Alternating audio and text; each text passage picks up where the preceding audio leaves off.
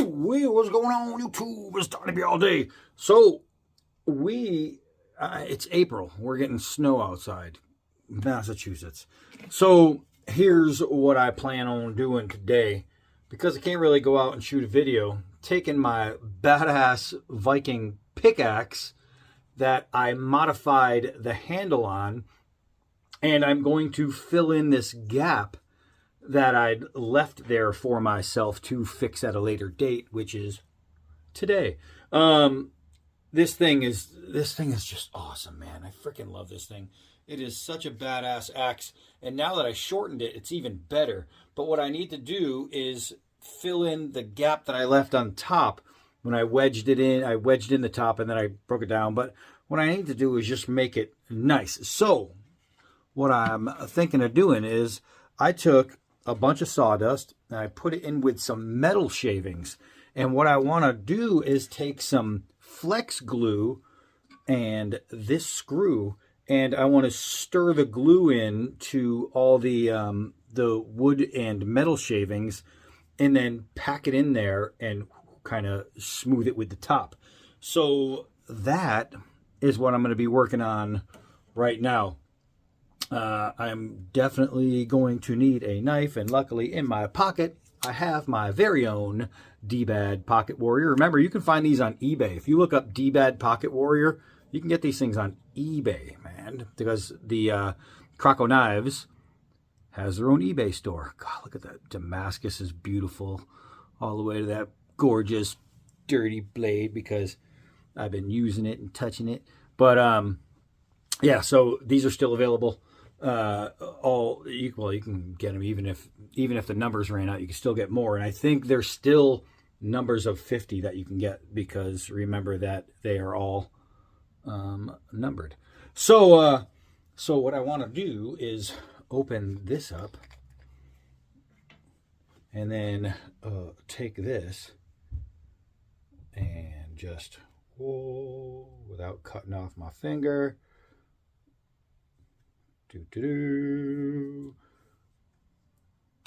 There we go. Just get a nice little rip, and now I have to really quickly clean off my blade because I don't want that flex glue to harden on there, because that would be a bad day. That would be a bad day for me. I mean, it's easy enough to get off, but it's a pain in the ass at the same time, you know what I mean? So, and nobody wants glue on their blade, especially on the edge. Found that out with the Undertaker when I accidentally, it's funny, I had that Condor Undertaker buoy, and I don't know if some people haven't seen the video, but I had some spray oil near that I was gonna oil the blade so I could store it. But right next to the spray oil, this is like one of those old cartoons where you have a bottle of poison and a bottle of something, and grab the wrong bottle. I grabbed a bottle of spray glue, and I'm going all over the steel, and when I went, oh crap, so I had to clean that off real quick, but it cleans off beautifully. I'm gonna put this back in my pocket since it does have a pocket clip. And now I'm going to go ahead and mix my concoction together here, and hopefully I have enough. I should. I'm just gonna see about squeezing a bunch of this crap in there. Oh, wow, it's beautiful. It looks like something from Jurassic Park. There we go. There we go. It's coming out of there now. It's weird. All that oil just kind of sat in the tip. Let's see. I know you guys can't see that. I know you can't see that because I'm really good at this. Hold on. All right, that's a little better. That's a little better. So now I can kind of two-hand this and get a whole bunch of that in there. Possibly. Let's see. I want to get a bunch of the glue in there so I can make a pretty thick mix.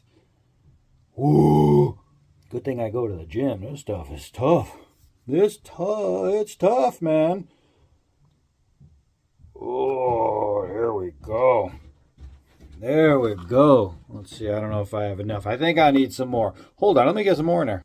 All right. Hopefully that's enough. So what I'm going to just do is take my screw. Man, this stuff is thick. It's not like wood glue. This stuff is thick, thick. But I'm going to mix up everything and get that glue and all that wood and metal all nice and together in there, and see if I can't mix it up really good and really get some of the wood shavings into the center of this glue, so when I pack it in there, there will be wood and metal shavings all the way through. So I'm just going to keep mixing it, and then I'll show you what it looks like. All right, I think it's mixed up enough. So all I'm going to do is take my little glue mixture, and I'm going to put it right into the top. Oh, I almost dropped some. But I want to get some of that loose sawdust in there to go with it. It's kind of coated with this glue already, but it's going to go just nice. So I need more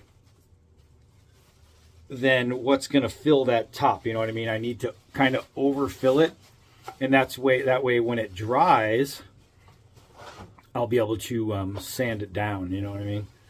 So I take my little screw out of there, my mixing screw, and now what I need to do is just kind of massage it in there and get that entire gap filled with sawdust and metal flakes. Now remember, this is metal flakes in here, so I have to be careful because I don't want to get little metal slivers, but it'll be worth it in the long run if I do. I'll survive. All right, here we go. So now I'm just gonna continue to work that in there. Hold on. Hold on. Ooh, telling that's coming out nice. See how it's packing really, really nice and tight. So I'm just kind of like pushing on it and squeezing down. So what I want to do is take some, I'm going to use the back of this sandpaper disc because it's like it's kind of slick, and I just want to really, really press and get as much of that into this hole as possible. And I think it's going good. So then I got to let it dry, and once it's dry, then I just sand it, and after that it's going to be good. If I need to, I can stain it. Depends on what color it dries, but I'll tell you, that's all that's left is let it dry and sand, and I think this is going to be pretty damn badass. I mean, no matter what, it's already a pretty badass piece. I mean, it is solid. It is. I mean, you see how thick that is. That's steel. And before the wood, I still have that broken piece. This wood came out of the top, right? It looked like, you know, sticking out like that. And I didn't want that. I wanted it to be nice and flush.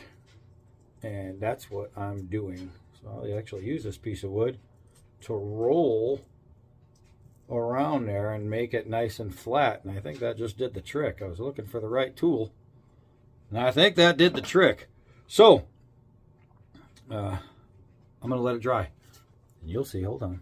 All right. So I just came and checked it after a few hours of dry time, and it's doing pretty good. It's hardening pretty good. It's not 100% yet, though, so I really don't want to sand too much, because if I end up taking out a chunk, then I have to start all over again. But I should be able to get some down. Now, when it's not 100% dry also, it's going to just goop up the sandpaper.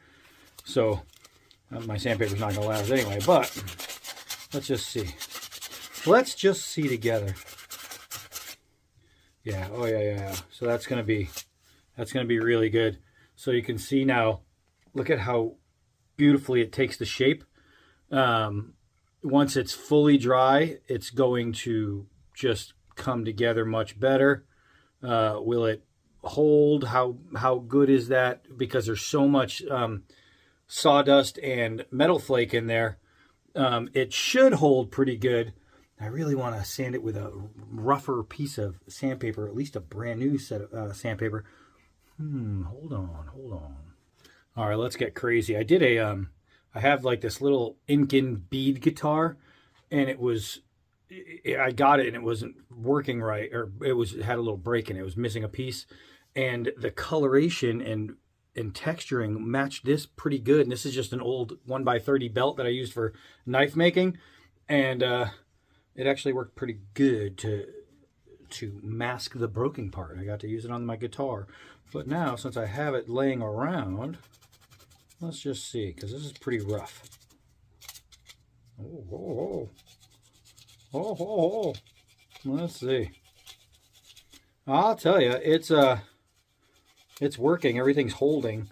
So what I'm going to have to do is come back at it tomorrow when this thing is fully dry. But I mean, it's there. It is there. So I think this was a win-win as far as the fix. How I'm going to color it, not sure. I might just be able to stain it. I should have some stain laying around. I got a cat laying around. And it's going to look pretty good, I think. So I think this might actually... I already like the fact that I made it smaller. You know, if you've watched the first video, and what I'll do is I'll try to remember to put a link down below for the actual test video of this. And I broke the axe handle up top because it was a long axe handle and I was swinging it hard, which you're not supposed to do with a wooden axe handle on something like that, making hard swings. But I did, because I'm me, and that's how I roll. So I shortened it, and now it stuck out, and now it's going to be filled nice and even. So it's going to have a really sweet look to it when it's all done. So I'm just going to let it harden and come back to it tomorrow and see how we go. All right, let's keep this party going. So it is nice and hard today. I just ran it across the belt grinder to see if it was hard enough to sand, and it looks like it's gonna be. So I just want to knock off the part that's bowed out and try and make it nice and smooth. Look how beautiful that is now, following that curve. I mean, it looks like stone sticking out of the top. That's kind of crazy looking, but it's almost there. And I think this is going to work out just fine. Just fine, man. That looks pretty good. That looks pretty good. So when I sell this, whoever gets it, I'm going to tell you, you're going to have a little custom on your hands. These haven't even hit the websites yet. They're not available market-wise. So when I sell one, you could be one of the first to get one, which would be cool. And yours won't be like any others. It'll be stronger in the handle because it's less long, and it will be customly done. And you'll have the only one that is smooth at the top. Look at how that looks. That's nice. Now I got to try and figure out a way to put some color in there. Hold on. All right, so I had some nice dark stains sitting around, and I darkened it. So what I'm going to do now is I'm just going to wait and let some of this stain set in and see how well it holds. And if it stays dark, that's going to be really cool. But so far, so good. All right, so it's looking good, man. It's looking good. So you can see that it was a little wet, so I just took a rag and brushed it down real quick and cleaned it up a little bit. And so now what I'm going to do is I want to see about doing some re-bluing. And first I'm going to wash the blade. I'm going to use my Dawn Power Wash, which is awesome. And I'm going to clean it up. And then I think I don't like the entire spike here being not dark, and I'm hoping that this will take a little bluing. I'd like to do it just almost like fade it into here. But I want to leave this just as it is. And hopefully that'll stay really, really nice. but I'm wondering if I can just change the color up a little bit on this whole thing. I love the way the top looks now. I think that right there is super cool. The texturing is close to this, and I was using obviously this kind of rag to get to that. You can see where I was using this area here, and I was just dabbing to make it kind of resemble this. I wanted the whole thing to have that really cool old Viking look to it, and so far so good. So I'll go up and clean it. All right, I'm all done. So the steel didn't darken up really any. This is where I'm left. Obviously I still need to wash the actual edge, but this is cool. This is cool. So not only have these not even hit the market yet, but there's not gonna be another one like this. I like it. I think this is pretty badass. I was thinking about having a knife sale pretty soon, and I'm gonna add this in. I'm gonna put it up. As far as a price, let's find out. Let's find out. Let's look at something. Hold on a second. All right, so I was trying to look it up. The problem is, since these are not for sale yet, really, the last I checked, they weren't on the actual website.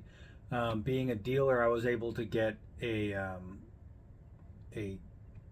one, it's not been put out yet, so I was just able to get one before it actually goes on. But I'm going to look right now on the actual website, and we're going to see if it's even up yet.